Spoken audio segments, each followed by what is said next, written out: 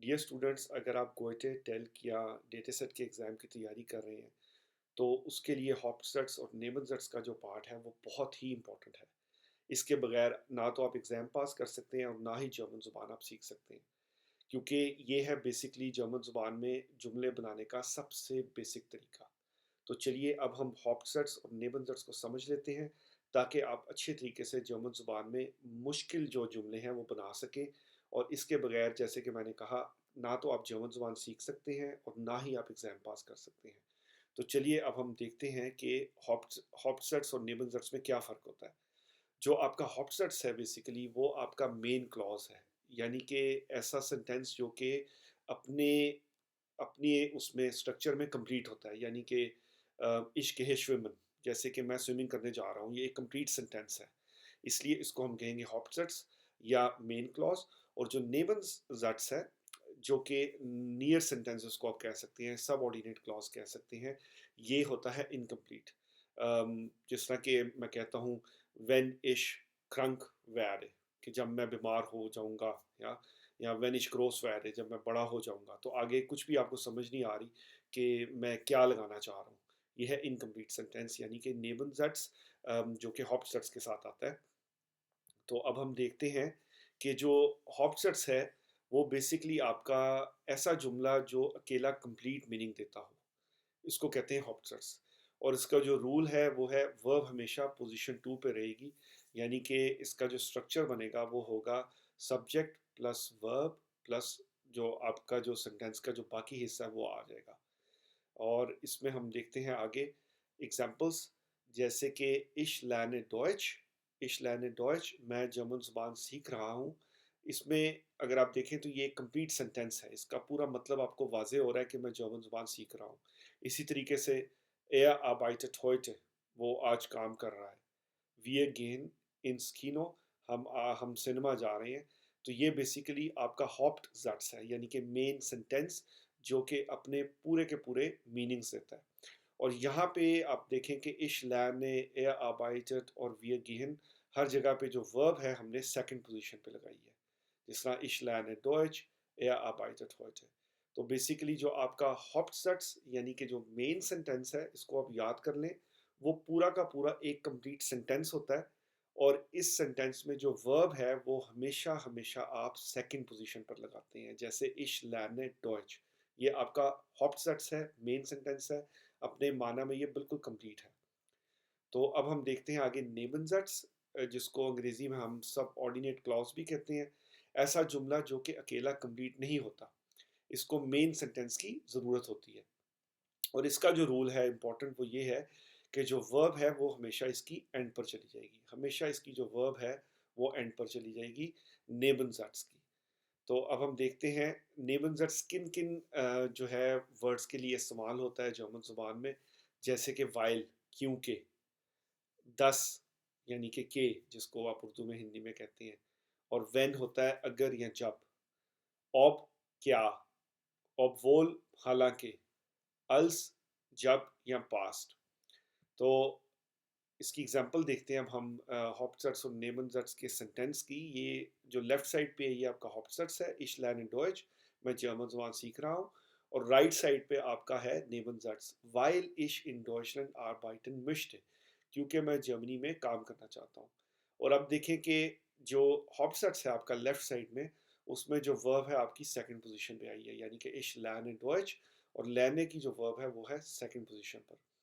और जो नेबनज़ेट्स है वो है वाइल इश इन डॉयचलैंड आर्बाइटन मिश्टे, क्योंकि मैं जर्मनी में काम करना चाहता हूँ।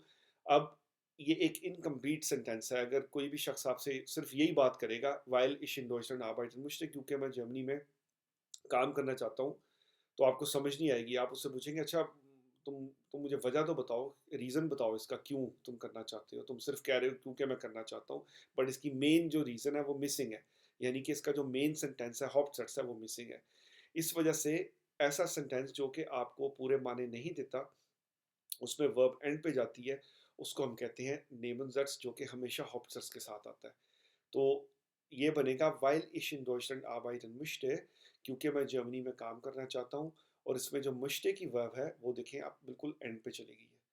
तो नेबनज़ेट्स में आप हमेशा याद कर लें, वर्ब आपकी हमेशा एंड पर जाएगी, और हॉप्सर्ट्स में जो आपका जो मेन सेंटेंस है वो एक कंप्लीट सेंटेंस है, वो अपने जो अगर अकेला बोला जाए तो उसके मानी कंप्लीट होते हैं, आपको समझ आ जाते हैं। फिर इसी तरीके से अगली एग्जांपल हम देखते हैं 10 के साथ। Ich glaube, dass er heute kommt। मेरा ख्याल है कि वो आज आएगा। Ich glaube, dass er heute kommt।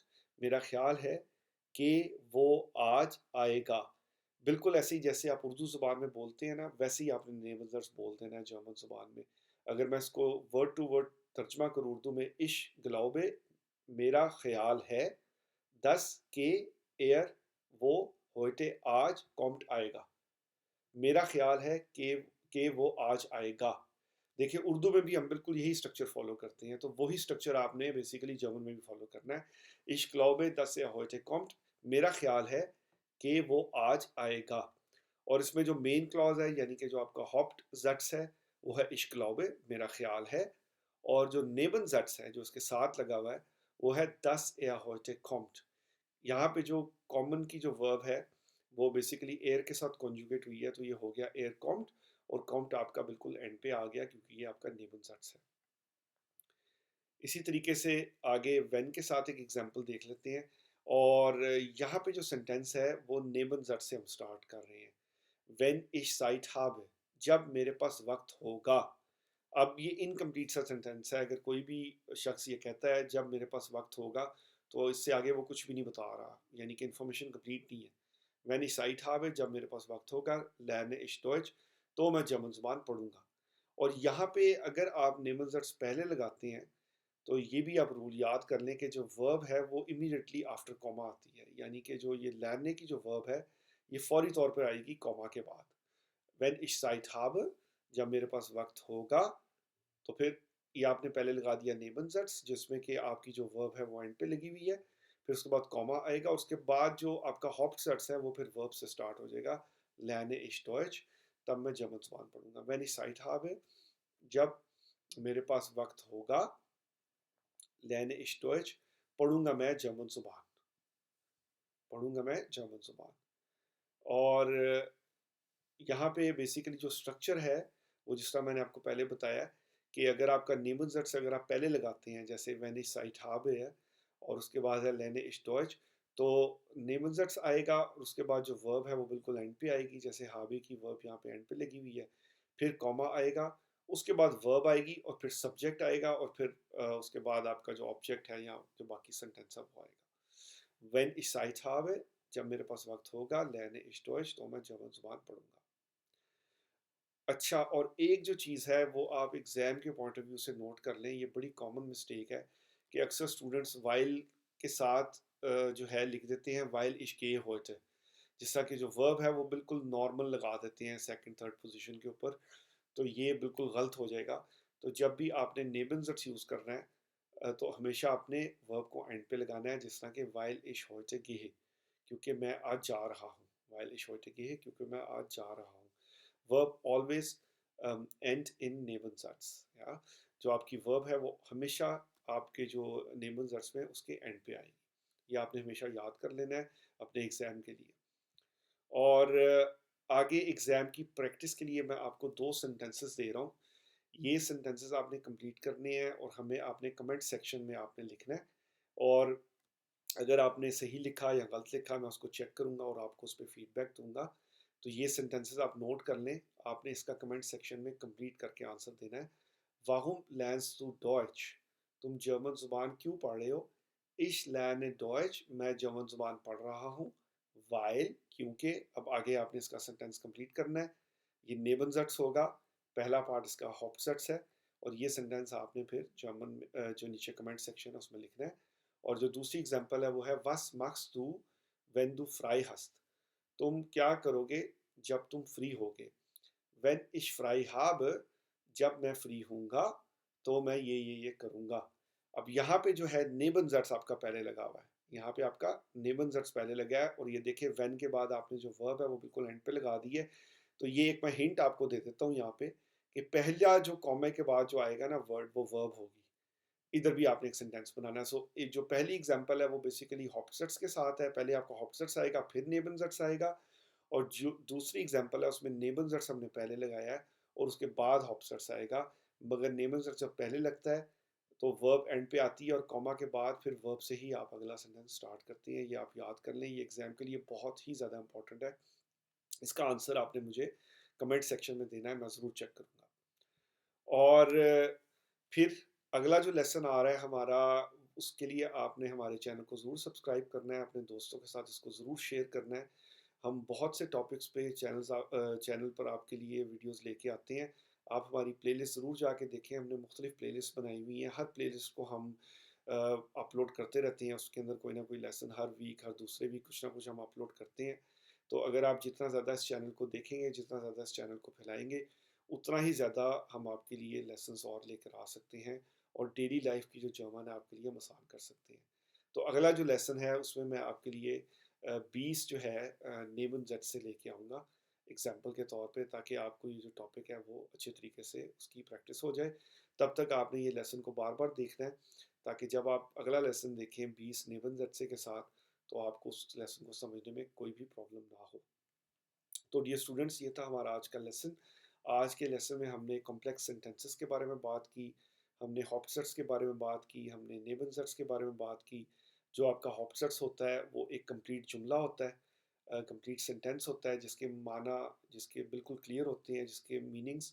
और जो नेबनसेट्स है वो आपका इनकम्प्लीट सेंटेंस होता है, जो अगर अकेला बोला जाएगा तो उसकी आपको सही तरीके से समझ नहीं आएगी। उसके अलावा हमने देखा कि जो आपका हॉपसेट्स है उसमें जो वर्ब है वो हमेशा सेकंड पोजीशन पे होती है, और उसका जो स्ट्रक्चर होता है वो बिल्कुल नॉर्मल स्ट्रक्चर होता है। पहले सब्जेक्ट आता है, फिर वर्ब आती है, और फिर बाकी जुमला आपका आता है। बेसिकली ये आपका हॉपसेट्स का जो है बेसिकली स्ट्रक्चर है। जिस तरह के हमने एग्जांपल्स देखी, इश लर्ने डॉयच, यहाँ पे जो वर्ब है वो सेकंड पोजीशन पे है, और पहली पोजीशन पे सब्जेक्ट है, और उसके बाद आपका ऑब्जेक्ट आ रहा है, यहाँ बाकी सेंटेंस आ रहा है। फिर हमने नेबनज़ट्स यानी कि सब ऑर्डिनेट क्लॉज के बारे में बात की। ऐसा जुमला जो कि बिल्कुल कंप्लीट नहीं होता, उसको हम कहते हैं नेबनज़ट्स, और इसका रूल हमने सीखा कि इसमें जो वर्ब है वो आपकी हमेशा एंड पोजीशन पर जाती है। और फिर हमने कुछ एग्जांपल्स देखी, वाइल, दस, व्हेन, ऑब, ऑब्वोल, अल्स के साथ। और फिर हमने देखा कि जो वाइल की एग्जांपल है उसमें हमने देखा दोबारा से कि जो हॉपसेट्स है उसमें जो आपकी वर्ब है वो सेकंड पोजीशन पे आ रही है, नेमोसेट्स में आपकी वर्ब लास्ट पोजीशन पे आ रही है। और फिर हमने 10 के साथ एक एग्जांपल देखी, यहाँ पे भी यही प्रिंसिपल को हमने फॉलो किया।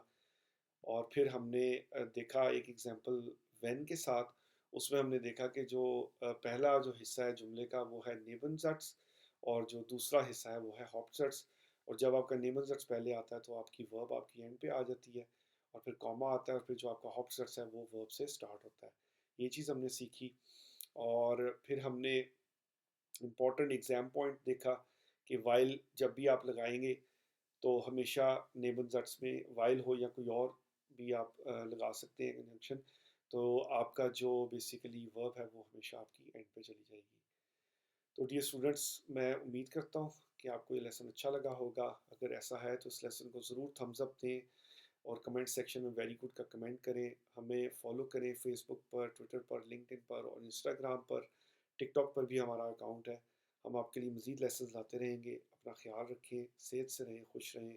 Take care.